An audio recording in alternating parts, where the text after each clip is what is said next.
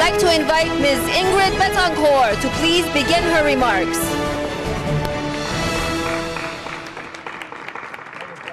Dear friends, in the anti-regime protests in January this year, people were chanting, "Down with dictators," be it the Shah or the supreme leader.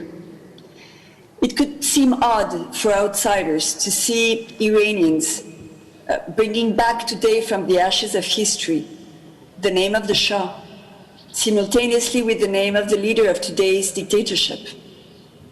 Surprisingly, more than a historical parallel, they are referring to an ongoing alliance. In the history of Iran, these two political factions, monarchists and theocrats, have always been helping each other against democratic forces.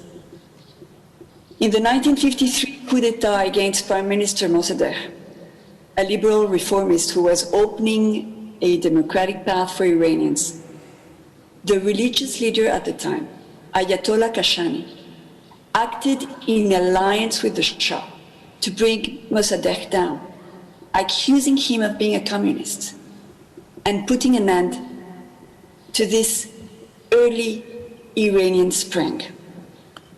Today, the mullahs are in power, but the monarchists, despite all their enmity with this regime, prefer this regime to the free and democratic option that Iranians in the streets are claiming for.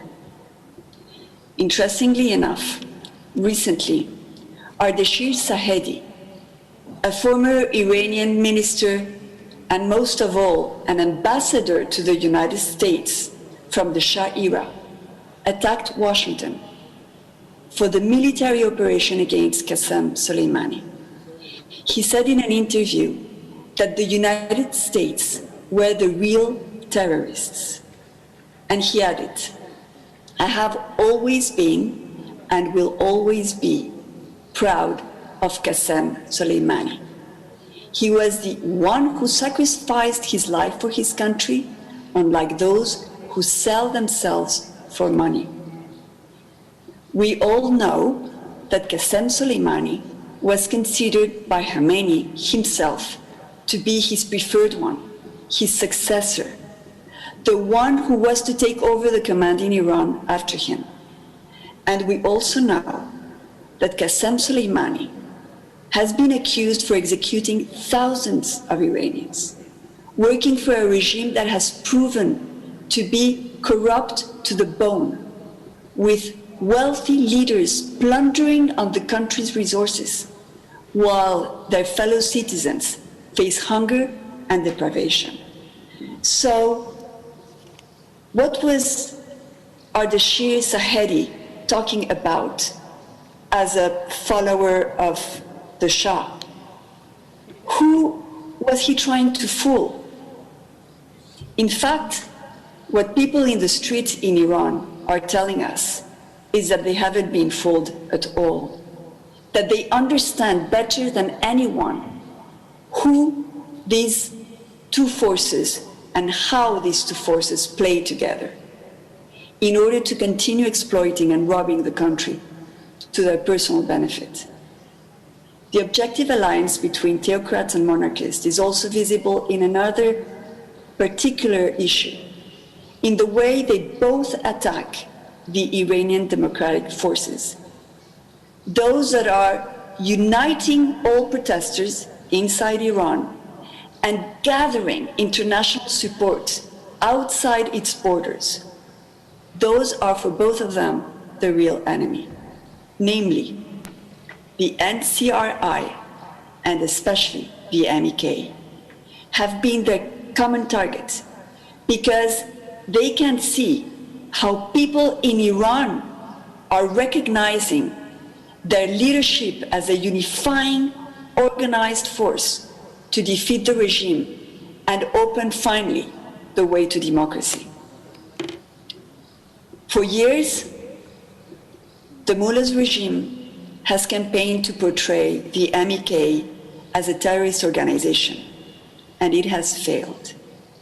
They all have failed, every single time when their accusations have been brought to a court of justice, an independent judge has made a point of honor, be it in the States, in Britain, in Europe, to clean the name of the Iranian resistance and of its leaders from all the dirt the regime tried to pile up against them.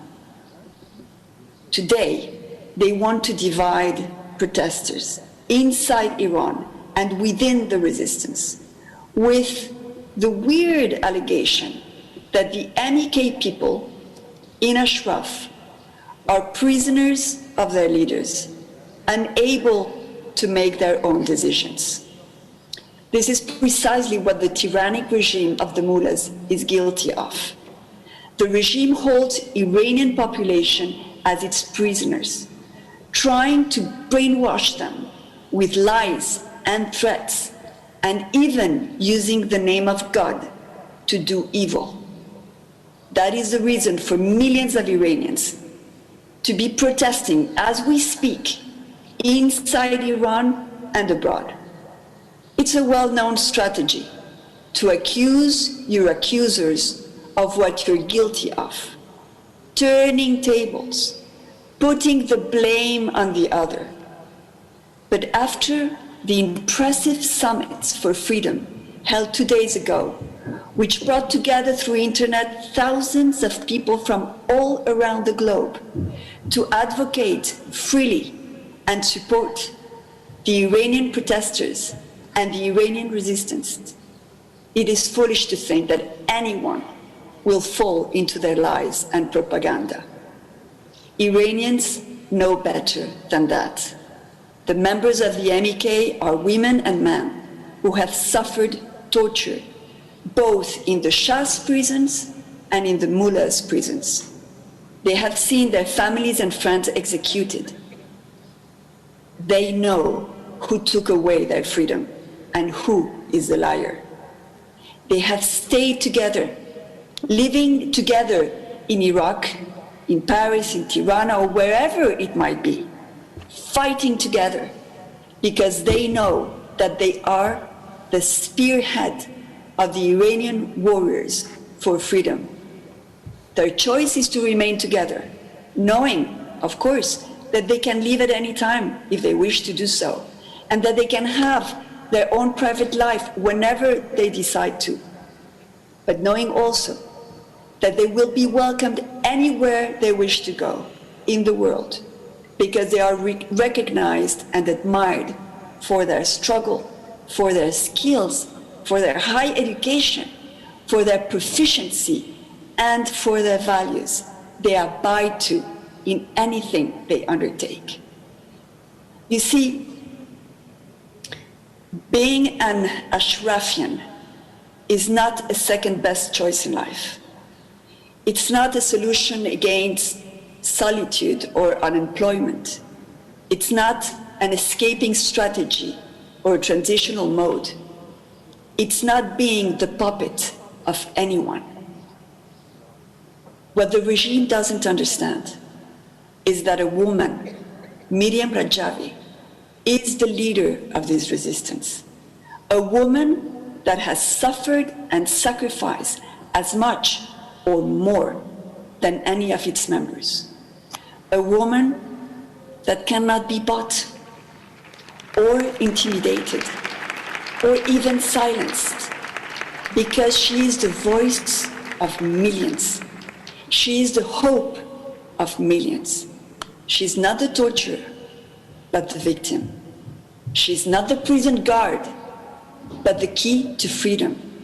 She is not a despot like her enemies, but a justice fighter. Her strength is her lack of personal ambition. She lives for the people. She does not impose herself. She does not manipulate. She is carried by the people, all the millions of Iranians, victims of the clerical regime. Being like her, an Ashrafian, is, I think, the closest we can imagine today to being an apocalyptic warrior. It's a stuff for heroes. It's the destiny chosen by women and men who don't give up.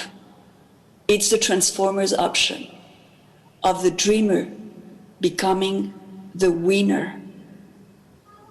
Iran knows. They know where the truth is standing and who is flying its banner. And even though I have not been called in my personal life to sacrifice as much as Ashrafis have for Iran, I declare myself proudly to be an Ashrafian because I have chosen, as you have, to struggle against oppression, lies, and death, and to abide in every way to freedom, truth, and life. Iranians have understood that the best way to have the criminals accountable for their 40 years of crimes is to overthrow this tyranny, to win this war for freedom. Hazer, Hazer, Hazer.